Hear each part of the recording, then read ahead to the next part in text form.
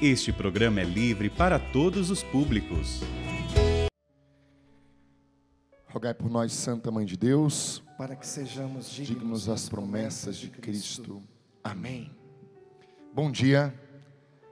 É uma alegria estar com vocês aqui nesse acampamento para músicos, na Canção Nova, com esse tema que já tem acontecido em nossas vidas. Deus já tem nos erguido desde o dia de ontem, por que não dizer desde a Santa Missa de sexta-feira que deu abertura a esse acampamento.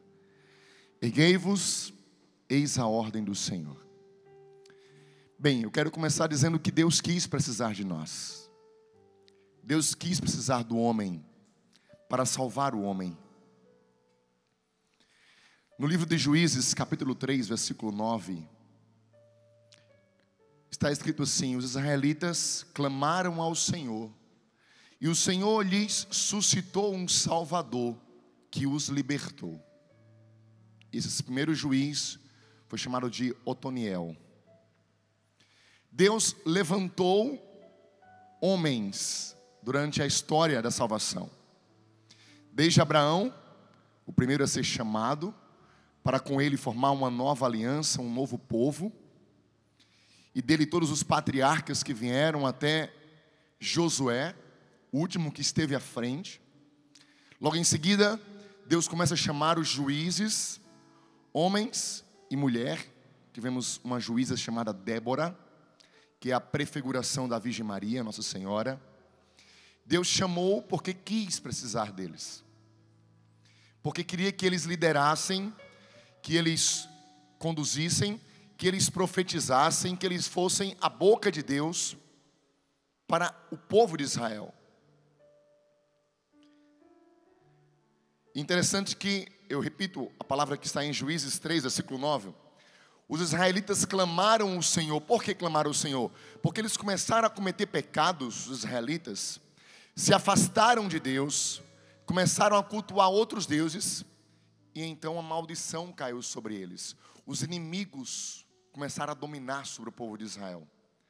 Diante da dor, da opressão, o povo começou a clamar. É geralmente isso que a gente faz, né?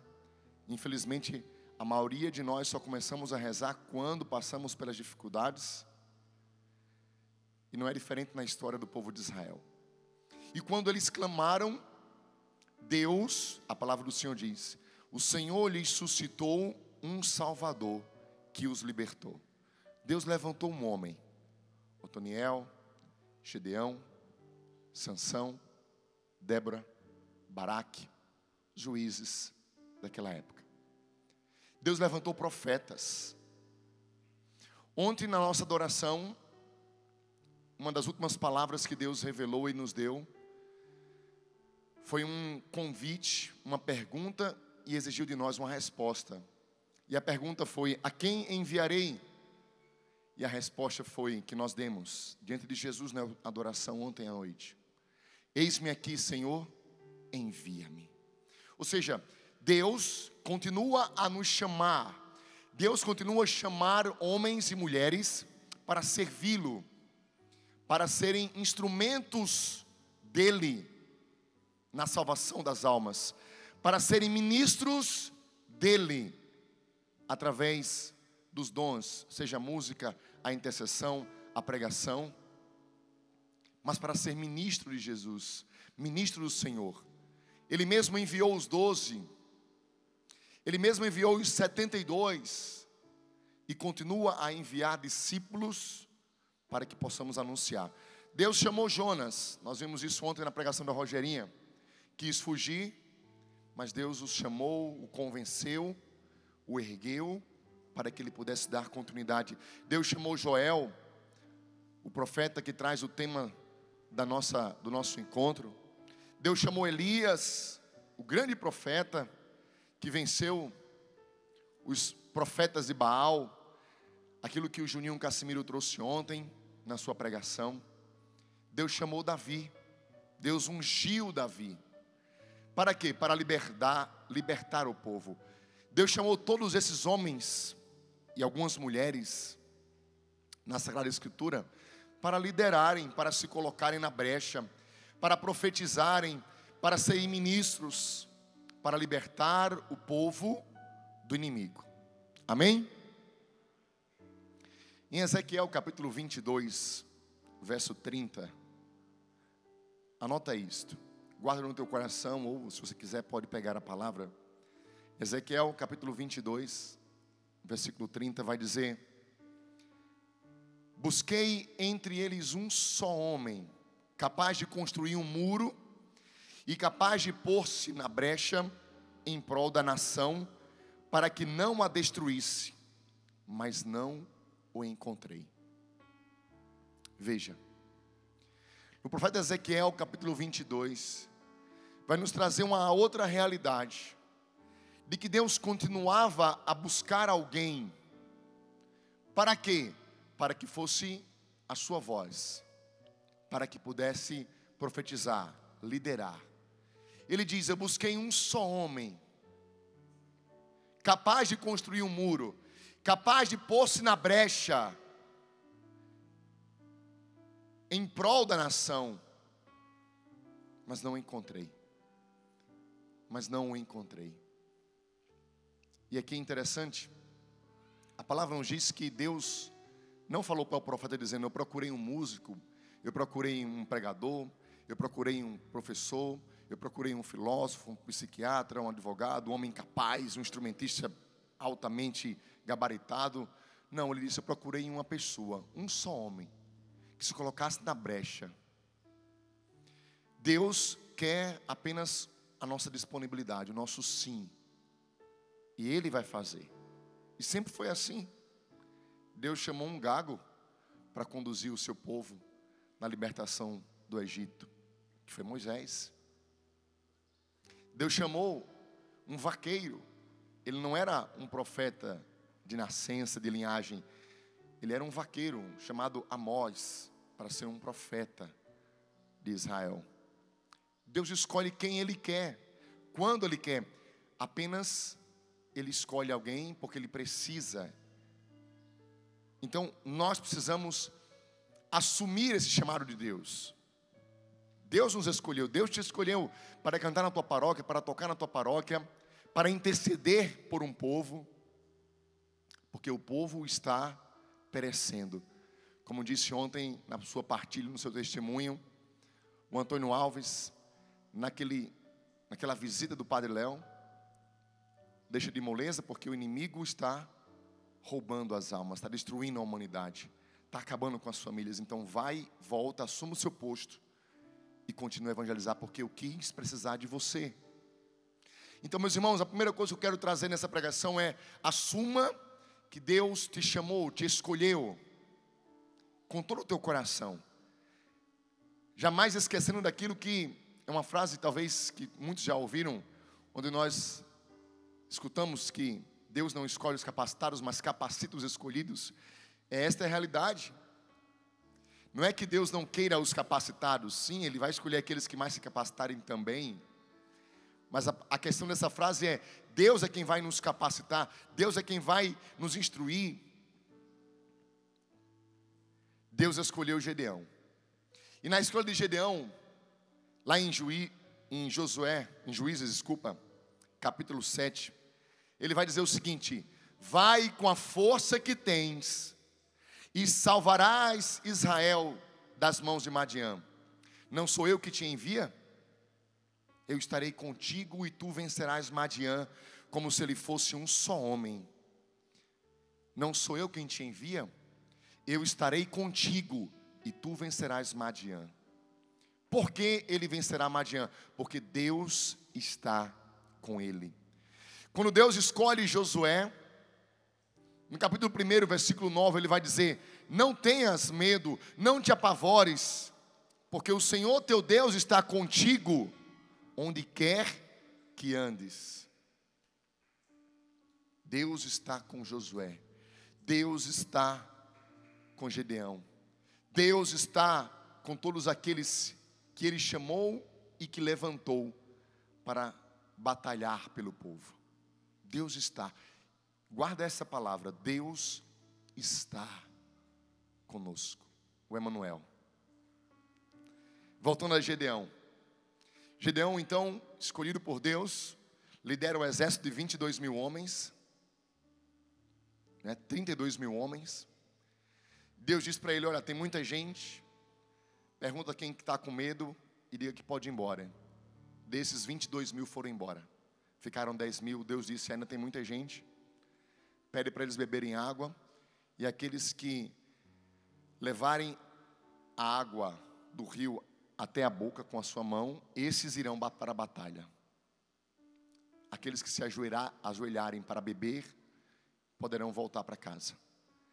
E nessa realidade, apenas 300 foram os que levaram a água até a sua boca, que permaneceram em ordem de batalha, com a outra mão segurando a sua espada, que não retrocederam, que não cederam, que tiveram postura de guerreiro, e Deus disse, fica com esses 300.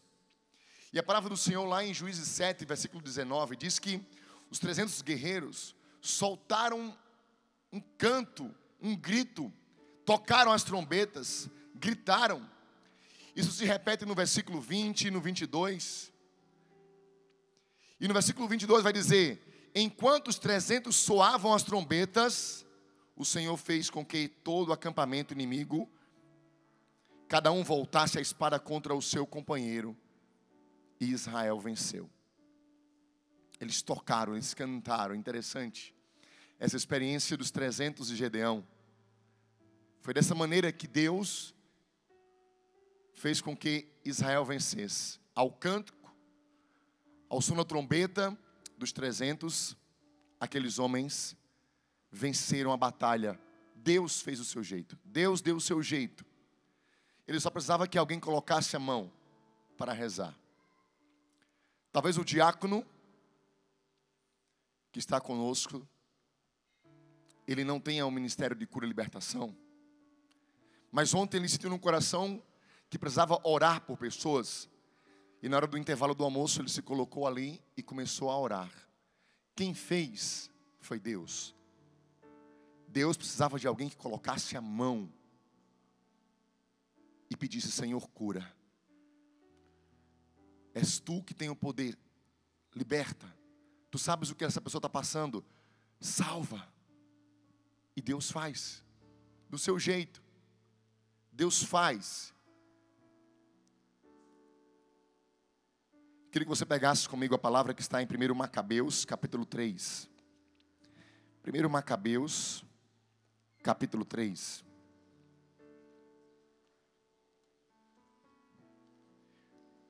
Versículo 16.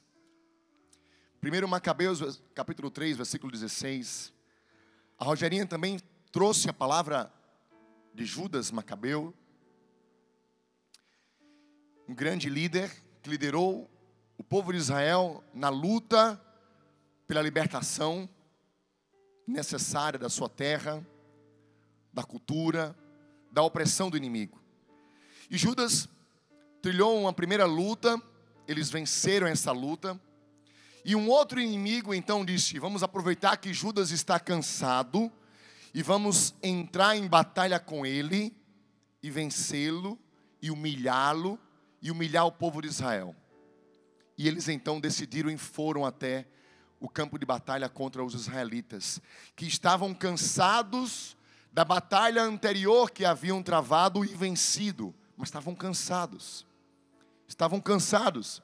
E no verso 16 vai dizer, aproximando-se ele da subida de Bet-Horon, saiu Judas ao seu encontro com pouca gente. Quantas pessoas tem no seu ministério? Como somos poucos diante desse mundo? Ao verem aquele exército que marchava contra eles, disseram a Judas, os seus homens, como poderemos nós, tão poucos, enfrentar uma multidão tão grande e poderosa? Como poderemos nós, tão poucos, enfrentar uma multidão tão grande e poderosa? Além disso, estamos extenuados, não tendo comido nada hoje.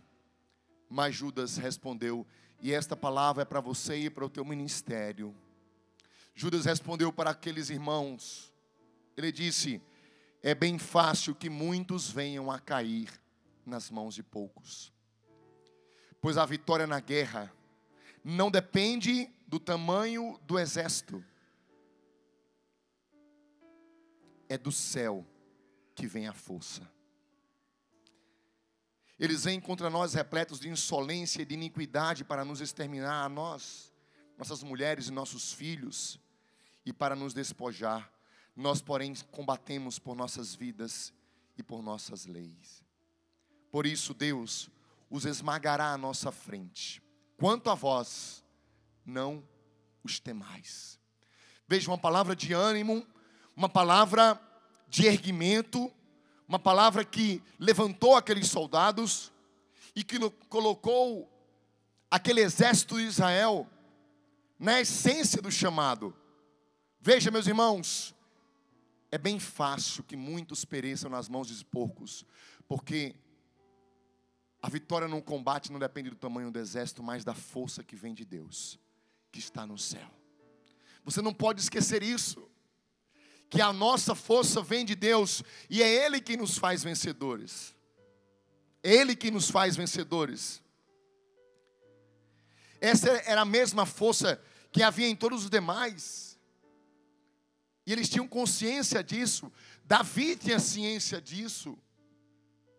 Nós vamos ver lá na frente essa experiência de Davi. Mas ele vai dizer justamente isso. Olha, para Golias, ele vai dizer: tu vens contra mim com espada, com escudo, com armadura, mas eu vou contra ti em nome do Senhor dos Exércitos. Ele sabia quem estava com ele. Ele sabia por quem ele lutava. Deus o chamou, o capacitou, assim como capacitou a Judas Macabeu e todos os demais para a batalha. Para a batalha. Deus estava com todos. E quando Deus estava com eles, a vitória era certa. E aqui, a palavra da pregação é esta, o segredo da pregação: estar com Deus. E para estar com Deus é preciso estar em estado de graça. Ou seja, nós não podemos estar em pecado mortal. Se você quer ser vencedor, você precisa estar com Deus, porque é Deus quem luta. E para estar com Deus é preciso estar em estado de graça, sem um pecado. O Senhor nos ergue para a batalha. Mas aí vem, qual batalha, né? E enquanto eu orava, Deus colocava no meu coração: duas são as batalhas desse povo. A batalha da missão e a batalha da santidade. Na palavra de Deus, o próprio Jesus vai dizer: esforçai-vos para entrar pela porta estreita. Não é isso? Esforço, luta. É a batalha da santidade. Não é fácil ser santo. O caminho que nós trilhamos de santidade é uma batalha, é uma luta diária. Então, esta batalha não pode ser esquecida por nós, filhos de Deus. Porque, como diz o próprio Jesus, às vezes, muitos irão chegar até Ele e dizer: Senhor, nós cantamos em Teu nome, nós pregamos em Teu nome, nós fizemos show em Teu nome, nós vendemos CDs, vários vídeos em Teu nome. E Ele vai dizer: mas eu não te conheço, afastai-vos de mim. Então, aqueles homens serviram a Deus, falaram de Deus, mas não falavam com Deus, não viviam com Deus. Isso pode acontecer? Pode. Deus se utilizou até de um burro, de um jumento, para falar com Balaão. Ele se utiliza de quem Ele quer, como Ele quer, até de um pecador. Agora, o problema é que esse pecador, esse homem utilizado, essa mulher utilizada por Deus, que talvez curou e libertou muitos, possa ser que, pela sua infidelidade, pela sua vida pessoal, não chegue ao céu. E aí, do que adianta? O próprio Paulo diz: olha, eu me mortifiquei para que, não pregando tudo, na hora H, eu não entre no céu. Então, eu tive que me esmerar, tive que me mortificar, eu tive que dar o melhor de mim, para que, além daquilo que eu anuncie, que seja com eficácia, eu também chegue ao céu.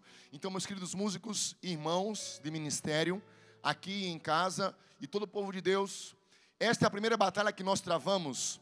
E quando Deus diz: erguei-vos, eis a ordem do Senhor, Ele quer que a gente se erga para a batalha que nós travamos todos os dias contra o pecado. contra os três inimigos que nós temos. São eles: a concupiscência, o mundo e o demônio.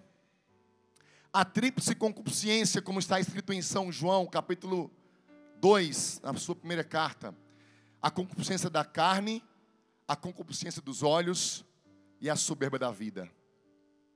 O amor aos prazeres, o amor à posse e ao dinheiro e à curiosidade, concupiscência dos olhos, e o orgulho, a vaidade, a soberba da vida. As três tentações que Jesus sofreu. Primeira, a tentação da gula, quando o demônio disse para ele transformar as pedras em pães. A tentação da posse: se me adorares, eu darei tudo para você. A tentação da vanglória: pula daqui, porque os anjos vão te proteger, faz o teu show. E essa tríplice concupiscência é um dos nossos inimigos, os inimigos interiores nossos, e os nossos outros inimigos exteriores que atiçam a concupiscência são o mundo e o demônio. O mundo e o demônio. Então, Deus nos ergue para essa batalha. Para ambas, tanto para a batalha do ministro de música, que é evangelizar, quanto para a batalha da santidade, Deus nos dá armas. Para a batalha do serviço, para a batalha de ministrar, de cantar, de pregar, de anunciar, de evangelizar, Deus nos capacita com dons. 1 Coríntios capítulo 12, capítulo 14. Os dons de serviço, os carismas, milagres, curas, discernimento, oração em línguas, profecia, palavra de ciência, palavra de sabedoria. 1 Coríntios 12, 1 Coríntios 14. Mas também Ele nos dá os dons e as armas para a santificação, para outra batalha, que aí não são mais os carismas de 1 Coríntios, os dons do Espírito Santo de 1 Coríntios capítulo 12, mas que é 1 Coríntios capítulo 13, que é o amor, que é a fé, que é a esperança, acima de tudo o amor, a caridade. E Isaías capítulo 11, versículo 2, que são os dons infusos, o dom de sabedoria, de ciência, e está lá, né? Sobre ele pousará o Espírito do Senhor, o Espírito de sabedoria e inteligência, de prudência e de coragem, de ciência, de piedade e de temor. Essa experiência dos 7 dons. Então, à medida que nós vamos vivendo em santidade, esses dons vão aflorando em nós, vão nos capacitando mais para a batalha que se trava pela santidade. Deus quer erguer o seu ministério nesse final de semana, mas também quer erguer a sua vida, e Ele já está fazendo isso. Ele quer erguer a sua alma, para você que está caído, né, no pecado, volte à intimidade, volte a estar em estado de graça. E para erguer-nos, Deus age em nosso favor. E uma dessas ações está em Ezequiel capítulo 37. Os ossos ressequidos. Você pode pegar para mim, por favor, a tua palavra? Ezequiel capítulo 37. É a palavra que vai nos dizer isto. A palavra do Senhor vai dizer, veja só. O Senhor levou o profeta em espírito para um vale que estava cheio de ossos. E ele ouviu uma voz que disse: Filho do homem, porventura tornarão a viver estes ossos? Queridos irmãos, Deus nos pergunta muitas vezes: porventura poderá o Brasil se curvar diante da minha presença? Poderá a igreja se levantar com a força do Espírito como ela deveria sempre estar? Poderá a tua comunidade, o teu grupo de oração voltar a se encher de pessoas apaixonadas por Deus? E o profeta diz: Senhor, é tu que sabes. O Senhor pode tudo. É o Senhor que sabe. E ele disse, então me disse: profetiza a respeito desses ossos e diz-lhes: ossos secos, ouvi a palavra de Yahvé. Assim fala o Senhor a esses ossos: eis que vou fazer com que sejais penetrados pelo Espírito e vivereis. Cobri-vos-eis de tendões, farei com que sejais cobertos de carne, e vos revestireis de pele. Porei em vós o meu Espírito e vivereis. Então sabereis que eu sou Yahvé. Versículo 7. Profetizei de acordo com a ordem que recebi. E enquanto eu profetizava, houve um ruído e depois um tremor. E os ossos se aproximaram uns dos outros. E se formou aquele exército. Profetizei conforme me ordenou o Senhor. Querido, Deus quer que você repita o que Ele falar ao teu coração. Deus quer apenas que você repita aquilo que Ele falar a ti. Com o dom do discernimento, você vai profetizar, você vai cantar, e Deus vai fazer. Erga-se para isso, não esqueça disso. Não esqueça disto. E Deus então levanta aquele povo, porém eles não tinham um espírito, apenas tinham um corpo. Talvez como muitos da igreja, como muitos dos nossos grupos de orações e comunidades, estão apenas fisicamente vivos, mas já perderam a esperança, já perderam a alegria, já perderam a alma. A alma está num pecado, está desfalecida, não tem vida.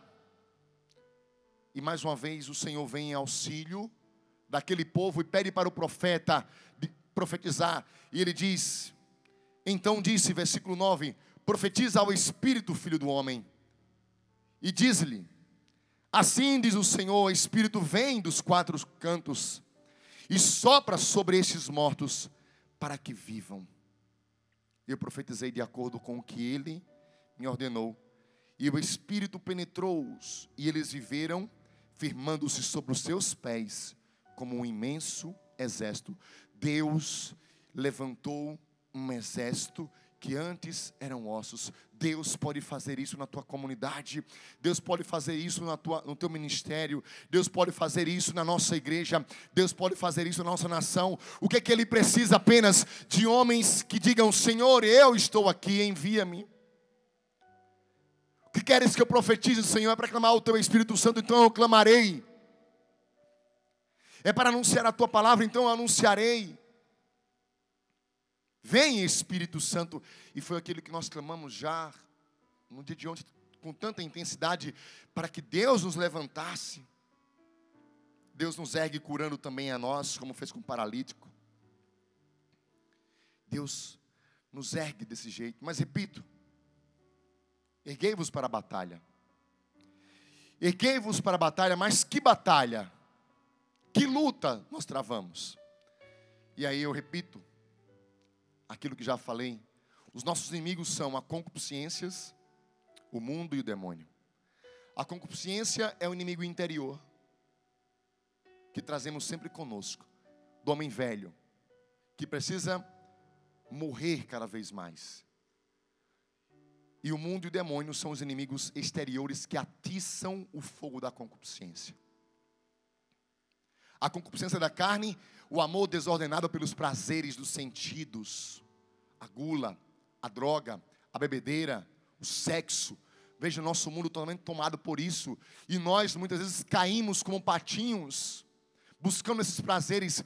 E qual é o remédio para não cairmos? O remédio chama-se mortificação. Para que a vitória seja completa, meus irmãos, não basta renunciar aos prazeres maus. É preciso também sacrificar os prazeres perigosos, que nos levam quase infalivelmente ao pecado. Existe um princípio que diz assim: quem ama o perigo, nele perece. É preciso ainda privar-se de alguns prazeres lícitos para fortalecer nossa vontade contra os ataques dos prazeres, contra os atrativos dos prazeres proibidos. Então, ao nos mortificar dos prazeres lícitos, ou seja, ao dormir sem travesseiro, ao tomar um banho frio, ao sair da mesa com fome, a não tirar a carne durante a sexta-feira, que é um princípio da igreja, onde nós toda sexta-feira não podemos comer carne vermelha, senão caímos no pecado. Ao fazermos isso, estamos mortificando a nossa vontade, ajudando a nos tornarmos vencedores diante dessa batalha contra a concupiscência. E aí vem a concupiscência dos olhos, a avareza, o apego às coisas, a curiosidade. E como é que se vence essa concupiscência dos olhos? Se vence com a esmola, com o despojar-se, com o não amar as coisas da terra, mas sempre buscar as coisas do alto. E ao dar numa obra de caridade, ao dar esmolas, nós estamos edificando uma casa no céu, juntando tesouros no céu. E a terceira concupiscência, que é a soberba da vida, como é que se vence? Refletindo que tudo vem de Deus, Ele é o princípio e o fim, a Ele a honra e a glória. Lembrar que nós não somos nada, viver em humilhação, e não existe maior ato e mais belo ato de humilhação que não a oração. Que não a oração.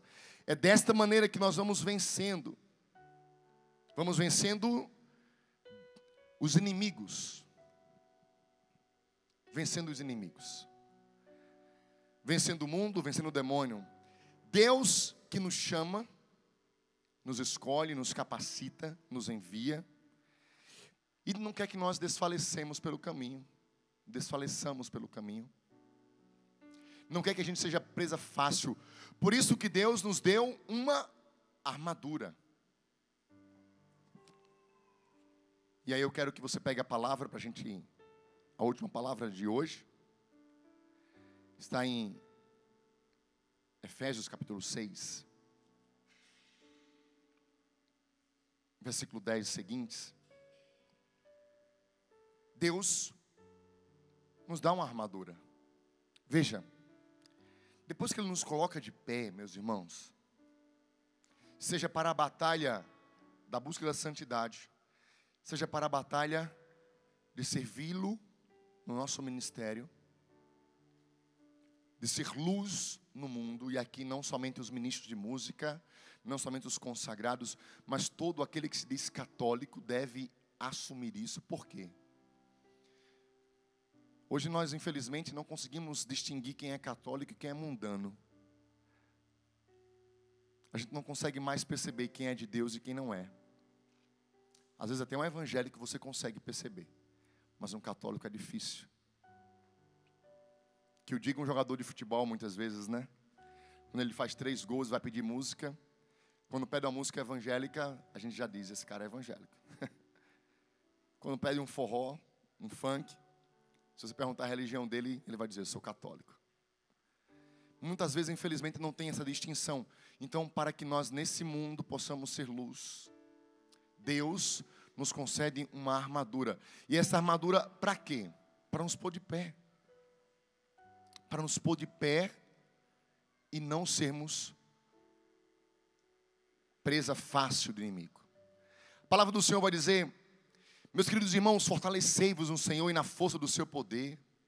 Revesti a armadura de Deus para poderes resistir às insídias do demônio. E aí no versículo 14 ele vai dizer, portanto, ponde-vos de pé, erguei-vos e cingi os rins com a verdade, revestir-vos da couraça da justiça. Primeiro, cingir um rim com o rim da verdade. O cinto da verdade. O cinto é a peça que traz firmeza à vestimenta. Os soldados eram cingidos com um cinto que serve como suporte da espada. E a verdade é a primeira defesa da armadura de Deus. A verdade é a palavra de Deus. O cinto da verdade garante a defesa do quadril e protegia dos golpes baixos. E o maior golpe baixo do inimigo é a mentira. Por isso, é preciso que a gente assuma a verdade para nos proteger dos golpes do inimigo. E o maior deles é a mentira. A arma fundamental de Satanás é a mentira. Cingir da verdade. A couraça da justiça. A couraça da justiça é a peça que protege o corpo das investidas do inimigo. Uma armadura utilizada que protege essa parte do peito e as costas, para proteger o peitoral e os flancos do homem. O coração está envolvido em toda a nossa experiência cristã.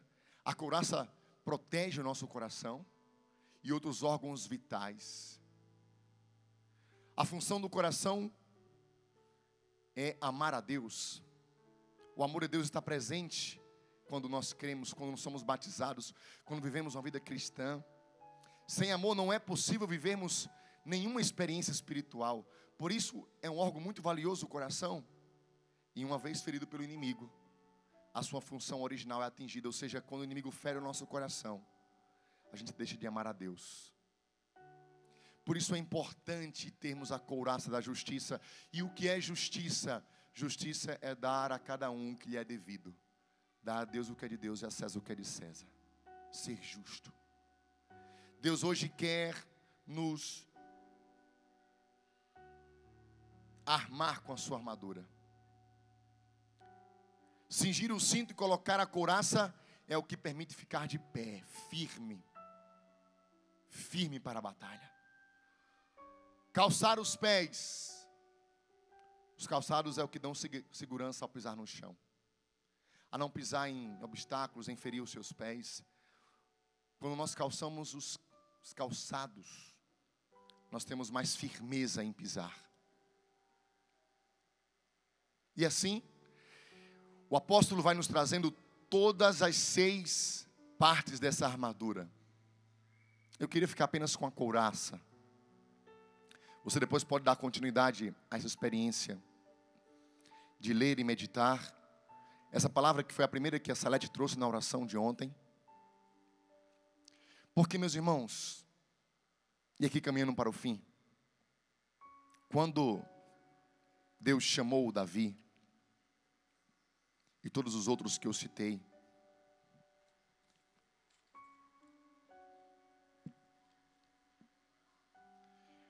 eles estavam armados com a armadura de Deus. Em 1 Samuel capítulo 17, quando Davi se coloca à disposição de Saul para batalhar contra Golias, Saul dá a Davi a sua armadura. Davi coloca em si, não consegue andar, retira e diz: olha, eu não consigo, eu vou do jeito que eu sou. Quando eu leio essa palavra, no meu coração vem, não é a armadura que o mundo nos dá que nós vamos vestir e vencer. É a armadura que Deus nos dá. É a armadura da nossa essência, daquilo que nós somos, criados, escolhidos, capacitados por Ele. E Davi então vai. E Davi então vence. Mas por que ele vence? Porque ele diz: Deus está comigo. E essa é a nossa couraça. Essa é a nossa proteção. Essa é a couraça do cristão. Um Deus que é meu amigo, que está comigo, que é maior do que Golias. Esta certeza, Deus está comigo, é a nossa couraça. É a nossa armadura.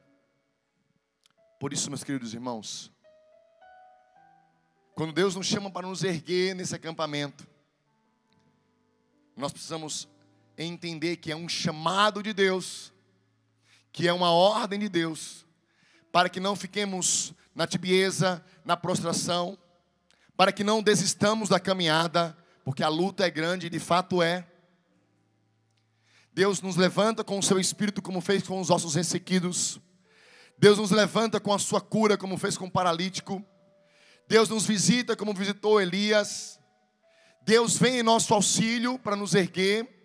Nos erguer para quê? Para uma batalha. Que batalha? A batalha contra o mundo, contra o demônio e contra as concupiscências. A batalha da santidade e a batalha do serviço, do ministério.